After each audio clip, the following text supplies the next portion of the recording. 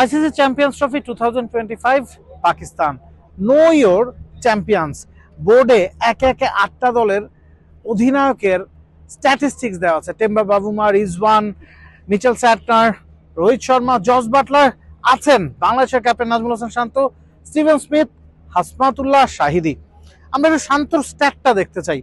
এই জায়গায় যেহেতু স্ট্যাট দেওয়া হয়েছে, ওডিআই ক্যারিয়ারে শান্ত 47 ম্যাচ খেলেছেন, 1488 রান করেছেন, 3 নম্বর পজিশনে ব্যাট করেন, হাইয়েস্ট 122। চ্যাম্পিয়ন্স ট্রফি শুরুর আগে এই স্ট্যাটিস্টিক্সটা ছাপানো হয়েছে। এরপর একটা ম্যাচে শান্ত খেলেছেন এবং সেই ম্যাচটাতে শান্ত 0 রানে আউট হয়েছেন। তার মানে এই রানের সংখ্যায় কোনো কিছু যোগ হয়নি, ম্যাচ সংখ্যা একটা বেড়েছে, অন্য কোনো কিছুই পরিবর্তন হয়নি। রমজানের বাজারের লিস্টে এসপি আছে তো? আমরা সব ক্যাপ্টেনদের দিকে যদি তাকাই, ব্যাটিং ওরিয়েন্টেড ক্যাপ্টেনের সংখ্যাই কিন্তু বেশি। হাসমাতুল্লাহ শাহিদি, স্টিভেন স্মিথ, শান্ত, বাটলার, রোহিত শর্মা, রিজওয়ান, বাবুমা সবাই কিন্তু ব্যাটসম্যান এবং সবাই নিজ নিজ দলের ক্যাপ্টেন্সিটা করে থাকেন। যখন এই জায়গায় দাঁড়াচ্ছিলাম একটু দেখছিলাম যে অন্যান্য ক্যাপ্টেনদের স্ট্যাট কি বলে।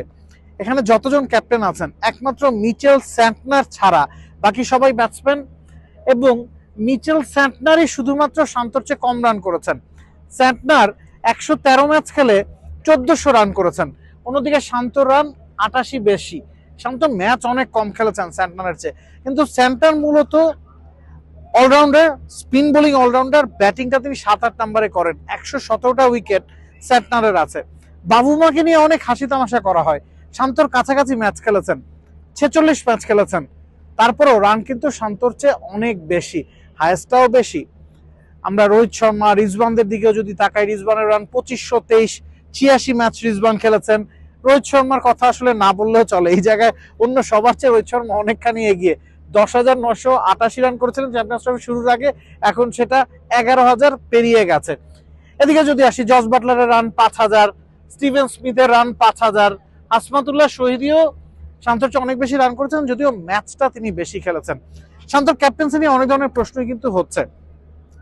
শোনা গেছে শান্ত ক্যাপ্টেন্সি ছেড়ে দিতে চেয়েছিলেন, চ্যাম্পিয়ন্স ট্রফি পর্যন্ত তাকে ক্যাপ্টেন্সি করার অনুরোধ বিসিবি করেছে।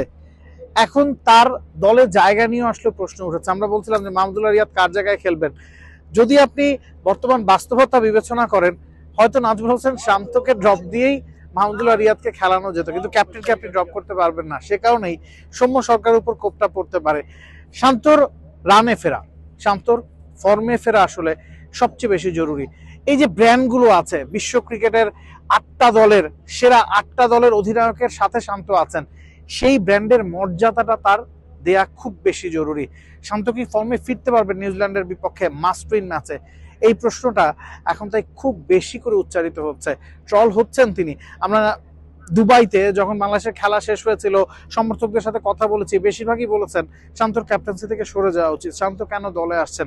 উত্তরগুলো দিতে হবে এই নাজমুল হোসেন শান্তকেই, উত্তরগুলো শান্তকে মুখে না, প্রেস কনফারেন্সে না, দিতে হবে এই ব্যাটটা হাতে রাওয়ালপিন্ডির ক্রিকেট স্টেডিয়ামে নিউজিল্যান্ডের বিপক্ষে। সেক্ষেত্রে বাংলাদেশ যেমন ফাইট করার অবস্থায় আসবে, বাংলাদেশ ম্যাচ জয়ের অবস্থায় আসবে। ক্যাপ্টেনকে নেতৃত্ব দিতে হয় একেবারে সামনে থেকে, সেই কাজটাই এখন দরকার নাজমুল হোসেন শান্তর। Nabil Kaiser, T sports, Rawalpindi, Pakistan.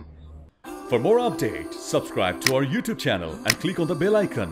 Follow us on Facebook and Instagram.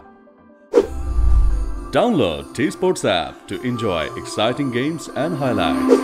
Visit tsports.com.